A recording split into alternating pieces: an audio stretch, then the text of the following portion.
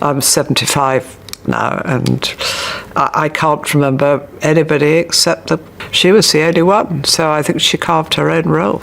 The royal guard did not knock or announce themselves when they raided Camilla's private estate. They acted on direct orders and discovered pieces of the crown that were never meant to leave. Someone had been planning to sell them quietly and permanently. The guard entered with full royal authority and took the items back. When Camilla tried to stop them, Prince William landed on the lawn to finish the operation. This situation was not just about jewelry but memory, trust, and the danger of losing the past to the wrong hands. That night, the monarchy didn't lose control. It took it back. The glitch that started it all. The infantry log glitches at 6:47. Sergeant Nathan Corbin noticed a brief flicker on his screen with a strange code. Temp relock QLPD 192. There were no alerts or timestamps. It was just a note about an archivist who hadn't been to the vault in over 2 years. Nathan rubbed his eyes in the dim light of Windsor's legacy chamber. Something felt off. He tapped the entry, and the details appeared like a puzzling riddle. Object: sapphire pendant. Owner: Her Majesty, Queen Elizabeth II. Chain of custody: Legacy Archive to Temporary Preservation Transfer. Destination: Albemarle Heritage Consultants. Authorization: External Referral/LE3 Clearance. Remarks: Pending off-site display curation. This surprised him. He had handled that pendant himself. It was a large teardrop sapphire surrounded by Welsh diamonds. The Queen had worn it for Prince Philip's last memorial. It had never been flagged for loans or exhibits. He checked the backups and found 3 more items with the same unusual pattern: an emerald coronet, the coronation brooch, and a 4-strand pearl choker that belonged to the Queen Mother. All were marked for temporary relocation in the past 6 weeks, routed through Albemarle Heritage Consultants, and all records pointed to Norfolk. Nathan leaned back, feeling the silence of the chamber weigh on him. He had been there when Elizabeth's casket went through Westminster, holding the sovereign's orb. He remembered her voice from a casual visit 3 years ago. "These aren't just trinkets, Sergeant. They're stories. They don't belong to me. They belong to whatever comes next." So why were her items going to Albemarle? He got up and checked case 17, where the brooch should have been. Morning light was coming through the stained glass, highlighting the empty stands. He opened the old paper ledger they still used for backups and found the entry from 3 years ago. It was inked by hand. Signature: EIIR. His jaw tightened. Nathan wasn't one to jump at shadows, but this was different. It wasn't just a simple move if the Queen's private jewels disappeared. It was a heist covered by paperwork. Someone needed to answer for this. Uncovering the trail. Lady Caroline Whitby usually stayed calm, but when Nathan pushed the file across her old tea table, she raised her eyebrows and shut the door. They were in a dusty reading room on the 2nd floor of the Royal Archives, with sunlight streaming through old panes and dust-covered leather books. Nathan had picked the right moment. No renovation crew was around, just Caroline, her hot Earl Grey in a delicate cup, and years of palace secrets in her mind. She studied the dossier like a mystery novel, flipping pages while frowning. "Crates leaving Windsor 12 days apart," she said, running her finger down the lists. "No press coverage, security checks, and customs stamps that I can find. A dead end at Sandringham." She chuckled bitterly. "You know what you're getting into, right?" "I'm not causing trouble," Nathan replied. "I'm laying it out clearly." He pointed at the Albemarle code. "That's a dead authorization. We put it aside after Elizabeth passed. Someone revived it without proper approval." Caroline leaned back in her chair, her expression serious. "Are you suggesting Camilla is sneaking things out?" "I think Camilla's properties are linked to royal jewels that didn't have permission to leave." The silence was heavy. Then she opened a locked drawer and pulled out a slim black leather folder. "There's someone you should talk to." She gave him a plain business card. Just a name.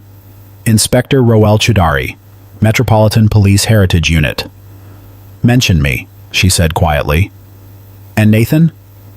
"Be careful. People in power don't like loose ends." Inspector Roel Chudari met Nathan at a back door to Scotland Yard. No uniform, no badge, just a thick wool coat and sharp eyes. "Lady Whitby said you had concerns."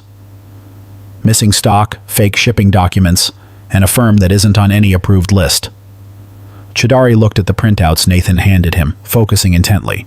We investigated something similar 2 years ago, Balmoral items showing up in Geneva sales. It led nowhere. No charges, just a quiet dismissal from the palace. They brushed us off. Nathan's voice turned serious. Not this time. We won't be dismissed. They spent the next hour matching Windsor's exit codes against off-site shipments. Crates labeled household keepsakes had been left through service doors with plainclothes movers and sent to Norfolk Estate Clearances, Camilla's private operation, away from Crown oversight.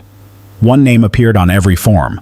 L.R. Meredith, a logistics expert who had worked for high-end collectors in Monaco and Dubai. Am I allowed to proceed? Nathan asked. You have enough for a search warrant, Chidari replied. But if it gets complicated and political, be ready to pull back. Nathan tucked the folder into his coat and stood up. Then I'll inform the Crown first, keep it from escalating. He left with more than just documents. He had proof that royal items were being taken from Windsor into private hands. If no one acted quickly, those items would disappear forever into the black market art scene. Briefing the prince. Colonel James Stretton looked closely at a folder in a simple conference room at Clarence House. Are you sure about the origin of these items? He asked Nathan. Nathan nodded and confirmed that Queen Elizabeth secured the pendant, coronet, and brooch, with no plans for handover. Stretton asked if they were at the Norfolk place. Nathan replied, they were shipped out using fake documents by a contractor with a bad reputation. Just then Prince William entered and assessed the situation. Sergeant Corbin, do you have something urgent? Nathan handed him the folder, standing firm as William examined it. This is theft, William said. Actually, it's worse. It's erasure. William asked Stretton how quickly they could retrieve the items. Stretton answered, 12 hours. Off books. William responded with determination. No badges, no mess. We keep this quiet, he instructed Nathan. As William headed out, he added, this is about trust. If we lose that, we're finished. With the seriousness of the situation sinking in, Stretton told Nathan he was off patrol. This is the real deal. Nathan took the folder, knowing that returning here might jeopardize his position next time, but he was committed to protecting the Crown's history. The raid begins.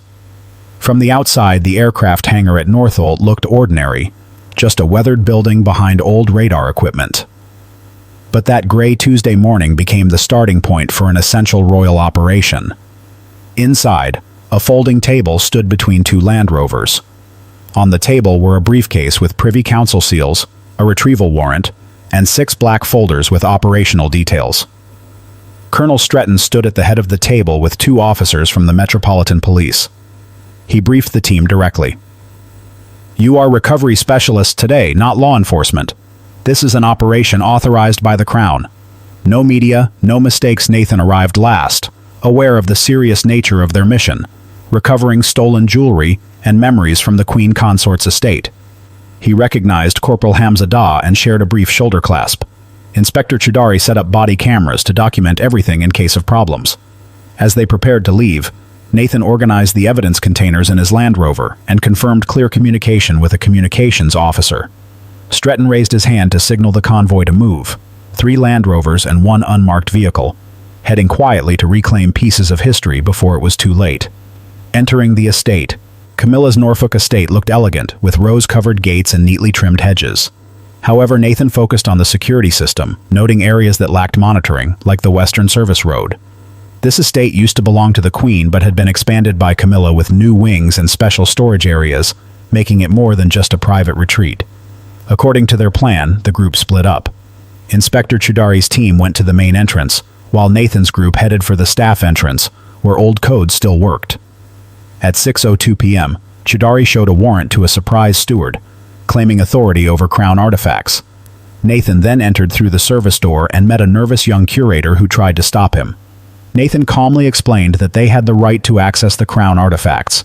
They moved to a converted carriage house with a climate-controlled gallery. Nathan entered the code, and the heavy door opened to reveal the Queen's sapphire pendant and coronation brooch displayed like treasures in a private museum. Nathan realized they were not just preserving history, but preparing it for sale. Confrontation in the vault. The vault felt colder than the corridor outside. Nathan stepped inside and saw what Camilla had created, a storage area, an exhibit of royal treasures with elegant lighting and handwritten labels. The sight of the Queen's personal jewelry made his chest tighten.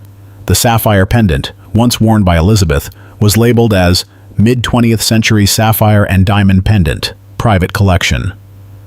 To his right was the emerald coronet, and to his left the coronation brooch, beautiful reminders of their value, now recontextualized and stolen. Da whistled softly, echoing Nathan's feelings. Jesus, it's like robbing a memory. As Nathan documented each piece, a man in an expensive suit entered. L.R. Meredith, a heritage preservation specialist. He said the items were under review by the Queen Consort. Nathan responded by showing a retrieval warrant authorized by the Crown. Meredith lost some of his calm as Nathan instructed his team to document and prepare for the transfer. Although the atmosphere stayed professional, Nathan felt the tension rising.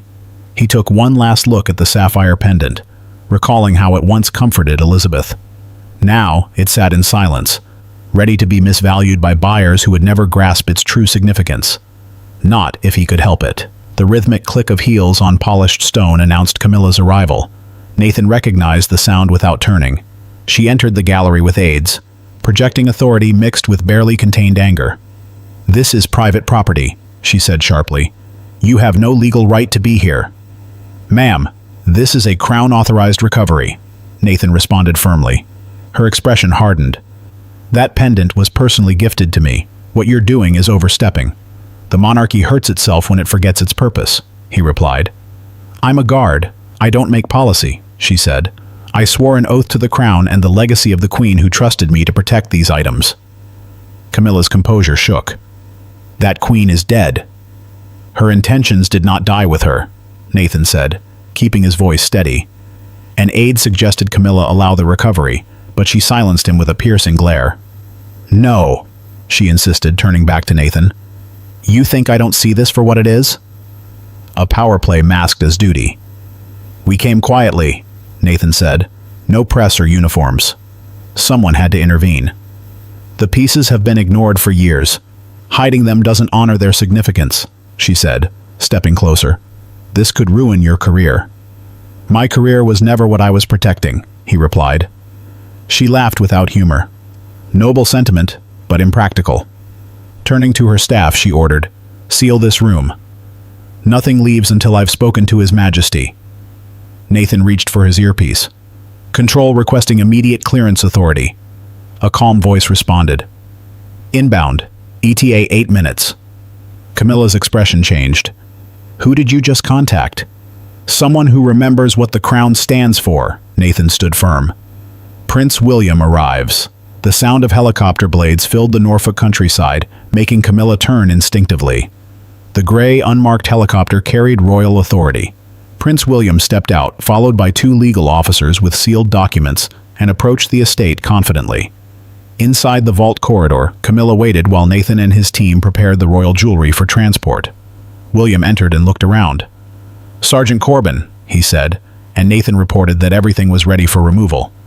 William told the legal officer to read a decree from the Crown Legacy Protection Act that required Queen Elizabeth II's personal items to be returned to royal custody. Camilla felt tense as William explained the importance of these items.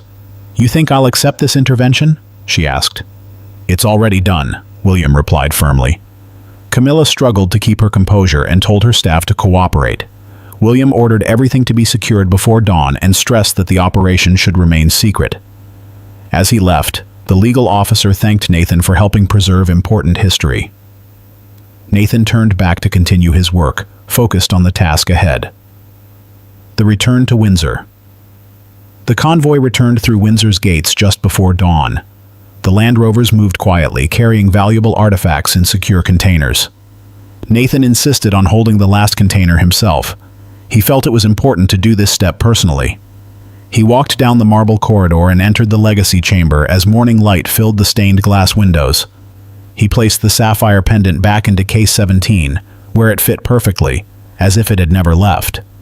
The sunlight scattered gold across the chamber walls. He recalled Elizabeth's words, "Not everything precious needs to be displayed." Now he understood that some things should be kept safe. He put each artifact back in its proper place, the emerald coronet and the brooch, finishing just as the lighting dimmed at 7 a.m. Every stolen piece was back where it belonged.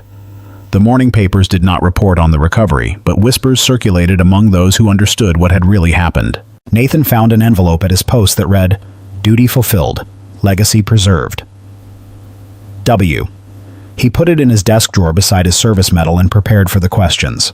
He knew the crown's memory was secure, and some legacies were fought for, not inherited. Do you think a royal guard should be able to raid a queen consort's estate to protect heritage? Should royal heirlooms stay under crown control? Share your thoughts in the comments. If you think some history shouldn't be for sale, like, subscribe, and activate the notification bell. Our next story shows what happened when a foreign ambassador tried to intimidate a royal guard. Don't miss it.